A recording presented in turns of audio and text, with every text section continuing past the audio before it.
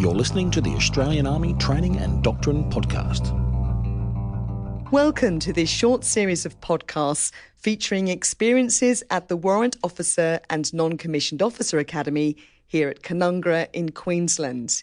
In this episode, I'll be talking to one of the instructors here, Warrant Officer Class 2, Jorja Jones. So tell us a bit about your professional background in the Army and how you came to be here at the Academy.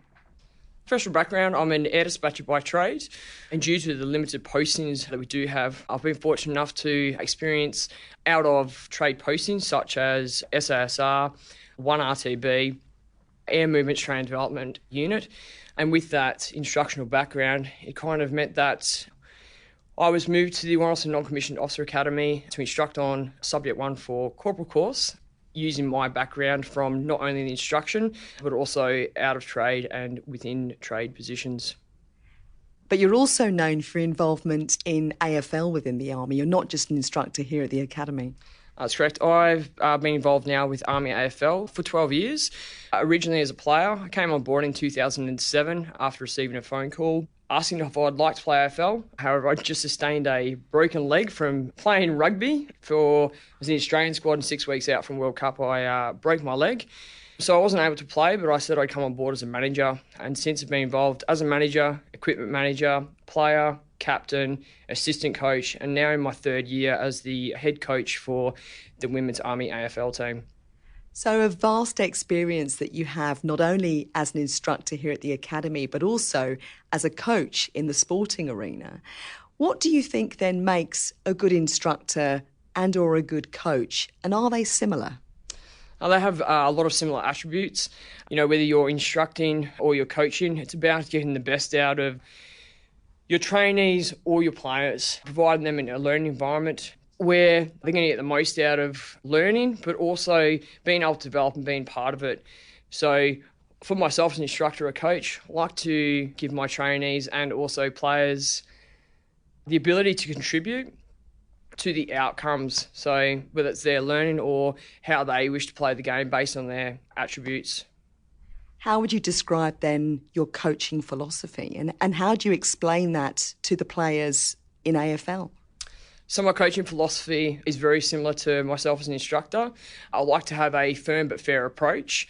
However, allowing an environment where whether it's my trainees or players can get the best out of myself as their coach, but also the players around them and also their own outcomes, whether it's their learning or their playing style. And how does that philosophy perhaps differ from others? I mean, what's distinctive about the way you go about things as a coach? I suppose I like to be, I have a very set way of doing it, but I'm also open to ideas. And I suppose within coaching, it's similar to what I believe in as a commander. So I want my soldiers, I want my players to come up and have good ideas because, you know, 3 heads, 4 heads can also be better than one. And, you know, something that I previously saw from a current lieutenant colonel where she spoke about encouraging dissent, and people understand the difference between dissent and insubordination. They are two different things. Dissent is about someone saying, hey, ma'am, that's not exactly probably the best way we could do it. How about we do it like this? Whereas insubordinate is directly like someone, you know, having a go at you and your rank. So I firmly believe in that. I encourage dissent and I encourage people to understand the difference between dissent and insubordination. How are you achieving that? Because it is an important difference. I suppose by having a approachable leadership style, so leadership covers both coaching and also instructing, that your subordinates or your players feel comfortable enough that they can provide you an idea. Your leadership stops once that your players or your trainees or subordinates can no longer come to you, ask for assistance, or they can't provide ideas. So at all times, it always comes back to your leadership style. You get the best out of your leadership style or the best out of people by having a good leadership style that allows you to be approachable and get the best out of everyone else. If you think about the numbers of games you've been involved in, do you have any strong examples of where that coaching philosophy and that leadership style that you've shown in the sporting arena has generated a particular result? I can give you a result that didn't go our way from my leadership style. I was captain in 2011 playing against the Navy, and I was actually For numerous years, I'd also play on the Navy captain. She became really disheartened and probably was not being the best captain on the field in regards to, instead of encouraging her players, she was kind of yelling at them, having a crack at them. And I just turned to her, and at this stage we were actually women in the army, and I said, it doesn't do your players any good. You need to stand there as the captain. You need to be a better person. You need to encourage them. You need to lead by example. She did that, and then they turned around and beat us by 2 points. So maybe good, but don't do it with the opposition. Yeah. So you've talked there about your coaching style. How have the things that you've learnt translated across to your instruction within a setting such as the academy? I found that when I came into WONCO Academy, I had not had the opportunity to directly command our subordinates for a long time. I started coaching a civilian club, and I found that both parts helped. So being an instructor, I found that I could convey what I required effectively.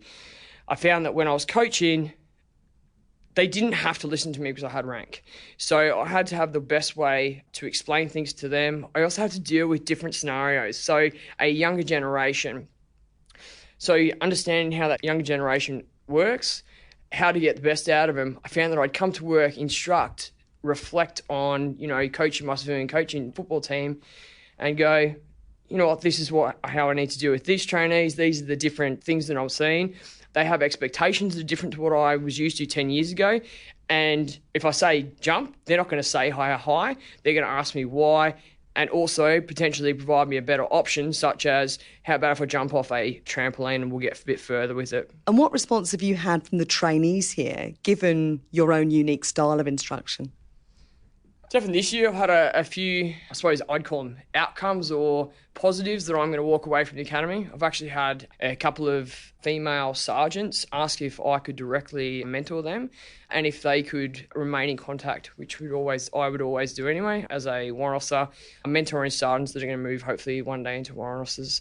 Additionally, it's probably more the young, jovial trainees that you have on Subject 1 for Sergeant. They seem to be still developing their leadership style and very honest and don't need the requirement to sort of be politically correct for you. And they'll say to you, hey, ma'am, will we have you for another lesson? My automatic response is, why do you want to be bored again? And they'll be like, it's just really upbeat, like hearing from your past experiences. So it's when they actually directly engage with you and talk about, whether they want you to instruct them again, or additionally, they're like, it's really good to see, you're approachable, I find their sense of humour is good, but we also understand exactly where that line is, and I certainly don't want to step over it. So it shows me that leadership style is working, because I think you should always continually readapt your leadership style, based on the position you're in, the environment you're in, but also whether it's your subordinates, trainees, or even, coaching a different footy team. Everyone's different, every environment's different, and it shouldn't just be like, this is how I am and this is how I'm always going to be. You mentioned your past experiences and how they've helped you to be able to convey particular lessons.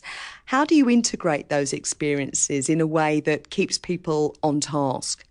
I think people want to hear experiences. They want it to be more than just coming from a PowerPoint lesson.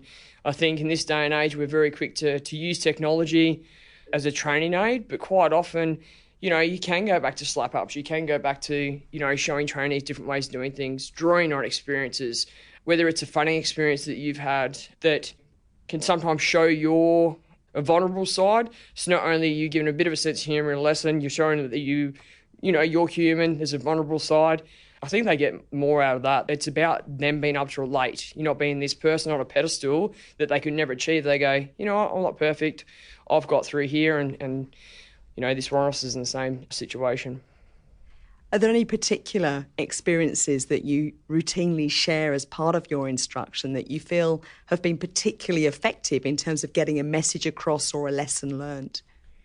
Yeah, I've got one scenario that I quite often use. So I'm really big on asking questions. I don't think your first reaction to a soldier doing the wrong thing is to berate them, because sometimes there might be a reason why something's occurred.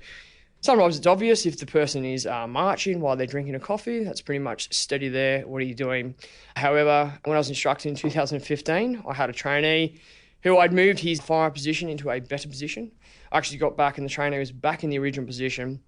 Now, unfortunately, I know from experience, quite often the first reaction would be for an instructor to berate that soldier and go, "Hey, what are you doing? I moved you."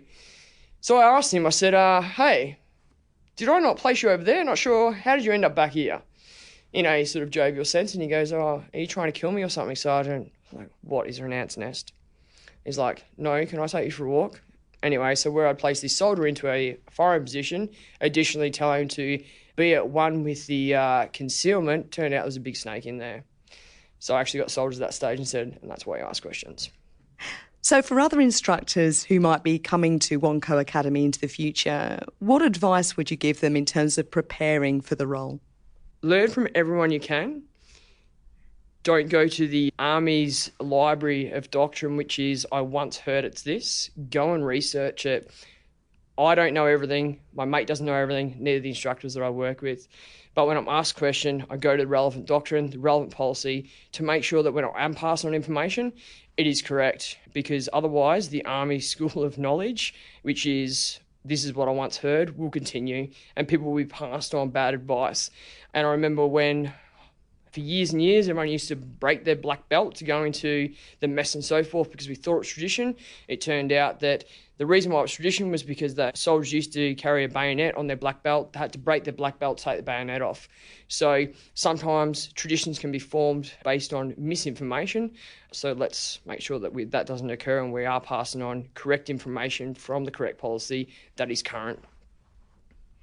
And you're about to post out of WONCO Academy. Tell us about the next role you'll be going to. So I was successful this year at PAC in picking up a company sergeant major position at 2GHB, logistics support company. So I'm very excited for the opportunity. It's something that I strive to achieve for a very long time, mainly because I hope that those that are underneath me, I'll have an ability to be able to mentor, command and manage. And for those people that are below me, hopefully, if at any stage they're not happy with the career, have an opportunity to educate them, mentor them, and potentially for them to go, you know, I do want a career in the Army, I'm enjoying this, and hopefully stay for a bit longer. I can't change the world, but hopefully I can change the attitudes for those below me.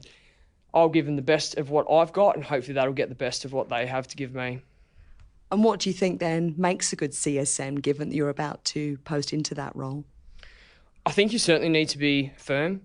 Got to be really cautious not to go into this part about having likership, but you still need to be approachable. You are there as the senior soldier within that company. You need to have the appropriate knowledge to be able to impart that knowledge, because the training of the soldiers it's not just about going on promotion courses, it's that continual training throughout the year. But also, hopefully, soldiers can come to me as a CSM and provide them the appropriate advice, whether it's about their career or anything else that they need advice on. But also, when it's required, discipline needs to be used, all right, to ensure that everyone is on the same track. And just in closing, given your coaching and instruction experience, how valuable do you think that has been in preparing you for a CSM role? I think I'm as prepared as I can be to be a CSM. I was very fortunate within the WONCO Academy that when there was a high probability I would pick up a position as CSM, I was moved to the Warrant Officer training team to refresh my skills. I hadn't done Sub 1 for Warrant Officer for over 9 years. So that gave me opportunity to go back into the policies, to feel what it's like to go back into Sub 1 for WO, but as an instructor on the other side of it. So I've now been exposed to 4 courses and also a Subject 1 for Sergeant. So in terms of the training for myself to be at my best for a CSM is there, but also that experience. I spent 9 years as a sergeant in operational roles, instruction roles, ops roles, SO command, training command, and also within my trade. So hopefully broad enough that I can be at my best to be a CSM. And are you still playing AFL? My body says no. My brain says yes, but no. Coaching, that's it. Warrant Officer Class 2 Jorja Jones, thank you very much. To listen to more podcasts in this series from WONCO Academy, go to the Cove website, which is www.cove.org.au. I'm Captain Sharon Maskell-Dare. Thank you for listening. This podcast is produced by the Australian Army and is copyright the Commonwealth of Australia.